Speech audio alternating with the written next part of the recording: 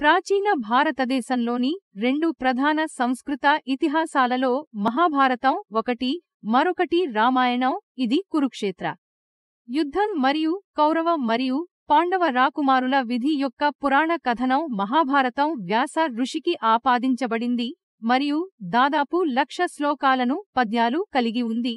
ఇది ప్రపంచంలోనే అతి పొడవైన ఇతిహాస కావ్యం. మహాభారతంలోని 1వ భాగాన్ని ఆది పర్వ లేదా ఆరంభపు పుస్తకం అని పిలుస్తారు.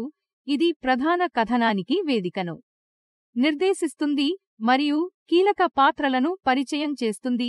ఆది పర్వంలో వివరించబడిన కొన్ని ముఖ్య సంఘటనలు మరియు అంశాలు ఇక్కడ ఉన్నాయి. మహాభారతం యొక్క మూలం మానవాళికి ప్రయోజనం చేకూర్చే ఒక రచనను రూపొందించడానికి దేవతలు వ్యాస ఋషిని సంప్రదించారు.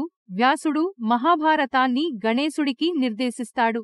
అతను దానిని వ్రాస్తాడు.